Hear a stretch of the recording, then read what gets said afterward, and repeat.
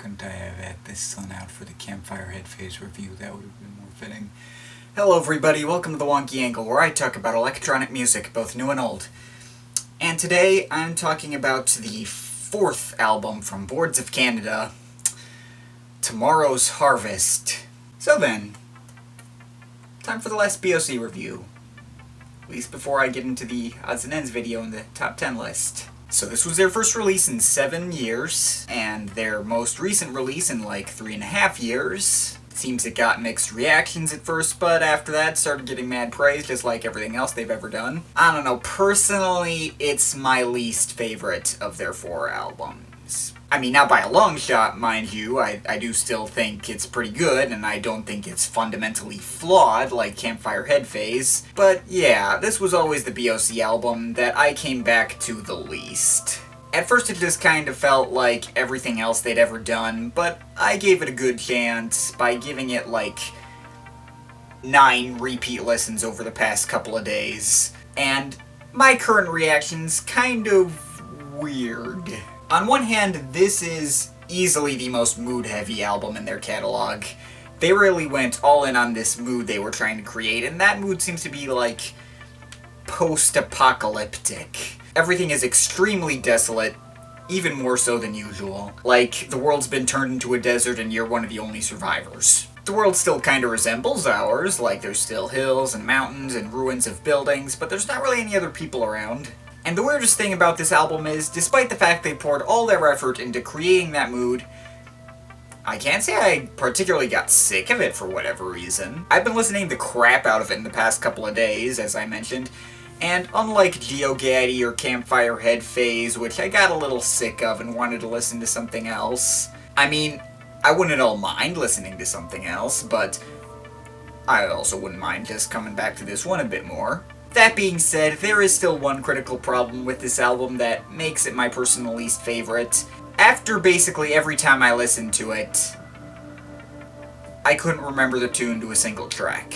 I think after the 10th listen, or however many listens I've given it by this point, I can remember the tune to the track Nothing Is Real, but one listen to Roy G. Biv or Everything You Do Is a Balloon makes it completely disappear. Oh, and I can remember the little horn riff at the beginning of Gemini, but that's it, really. This album I found has particularly forgettable melodies. I have a general idea on what each of these songs sounds like, but I can't really hum the tune to any of them. And I'm sure some people are about to tell me, oh, well, you're just not listening to it right. It's not pop music. If you're looking for pop melodies on a Boards of Canada album, then you must be a gay faggot and you should go kill yourself. But here's the thing, yeah, I know it's not pop music, but they've never dropped the ball in this department before. I remember the tune to basically every song on Music Has the Right to Children, most of the tunes on Jacquard, and like half of Campfire Head Phase, and I don't even really have to listen to them at all to remember those melodies. Here I remember the intro of a song, and sometimes remember another song,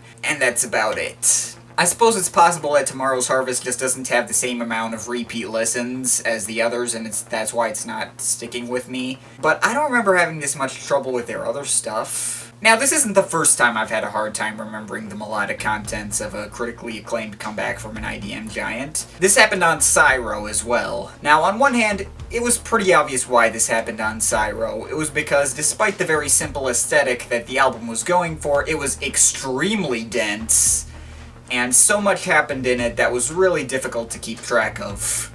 That's not the case on Tomorrow's Harvest. Quite the opposite, actually. Everything's a lot more stripped back and minimalistic than the usual from them. I really couldn't tell you why exactly I've been having such a hard time retaining them in my memory. It's just something that's happened, and after like 3 or 4 days straight of listening to this album over and over, I don't really see this problem fixing itself. I suppose on the plus side, this forgettability is part of what's keeping me returning to it. I keep thinking, maybe this time I'll remember something else. Not really. I mean, well, I've at least gotten to the point where I've listened to it enough that I can hum alongside basically every song while it's playing, and there are a couple, and maybe I can have, like, the track New Seeds or Come to Dust in my head directly after I'm done with the album, but it doesn't last long. But for what it's worth, where this album feels lacking in the melody department, it makes up for it in its mood and variety. Just like Music Has the Right, there's some beat-heavy material, and there's some more film motif-like interludes. It's far from a boring album. On the interlude side, you got stuff like the intro, Gemini, which showcases the variety of harsh synth tones that will be dominating the rest of the album. You got Telepath, which has a sad synth melody and some kind of filtered voice counting, kinda like coming across a broken radio or TV in the desert. Transmissiones Ferox is pretty similar, with a lot more bubbly synth melodies and random radio static at the end. Collapse has some synth melodies that go up and down and help form that mood, but aren't memorable in any way no matter how many times I listen to it. Uritual, though, is quite possibly the most deserted track in the whole collection, with some almost atonal synth buzzing in the background and a repetitive synth tone running over it. Surprisingly enough, despite its atonality and clear purpose to carry the mood, it's also somewhat of a grower, and I'm not having as hard a time remembering it.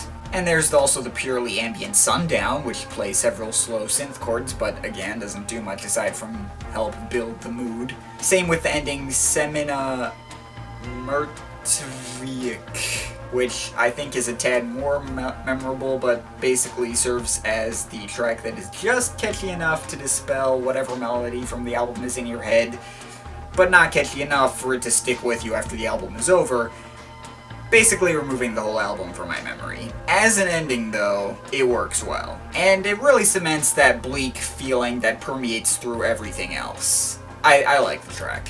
All that aside, just like all of BOC's other albums, the longer tracks tend to be my favorites. Reach for the Dead has moody, harsh ambience contrasting with radio static and occasional drum kicks and wavering synths to slowly move it along, continually building up and climaxing with an actual beat later on. White Cyclosa has all these harsh beeping synths with some other synths later that imitate an orchestra, another sort of film motif track, but one of the more memorable ones. Jacquard Causeway has this banging and off-kilter beat with fluttering synths that, while repetitive, are completely gone from my mind like 2 or 3 tracks later. Though I do quite like its unique sound and how it gets a little warmer sounding thanks to these ambient pads in the second half. Cold Earth is like a more ambient-centric version of Julian Candy from GeoGaddy.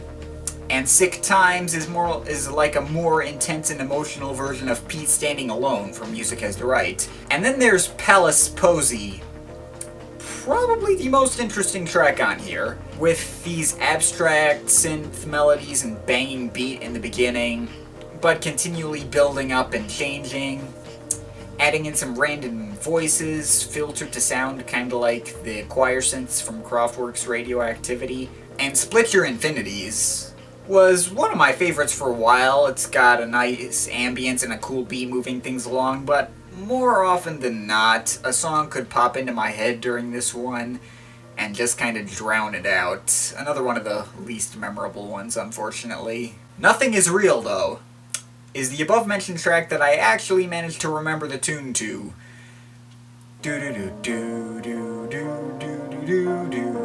It's basically this album's equivalent to Roy G. Biv. It's surprisingly pleasant and is even made up of a lot of the same synth tones as that track, but it goes on quite a bit longer and is more repetitive. This track, despite not matching up well with the overall mood of the album, is probably my personal favorite. Despite its title, it actually feels rather hopeful and uplifting.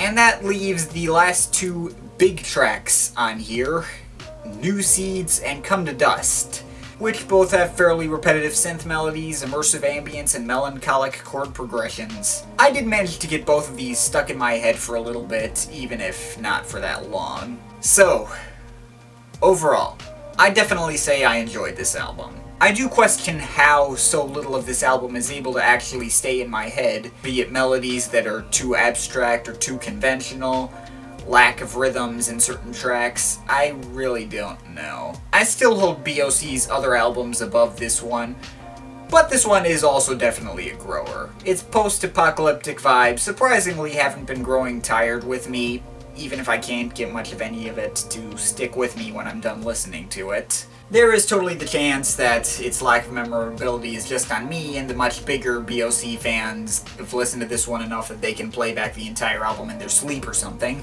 But either way, there's a ton of moody goodness to be found on this album. I don't see any of these individual songs making my top 10 list, maybe a couple of honorable mentions, but nothing on the list proper. But I think I do enjoy this album more as a full unbroken experience than I do from an individual song perspective. As I've said, there's nothing on here I don't enjoy. Maybe my experience doesn't really reflect anyone else's, but regardless, I do still recommend checking this out. I just wouldn't really recommend this as a starting point for those going into BOC for the first time. Personally, I think it is their least immediate album, the one that requires the most dedication on the listener's part out of all their releases. But that dedication has been fairly rewarding for me, so I think I can give it my recommendation. I'm overall feeling a 7.5 out of 10. But of course, this is just my opinion. You can feel free to disagree with it, but I'd like to hear your thoughts, so leave the comments in the comment thing down there. But yeah, that's pretty much it. That's all for today. See you next time.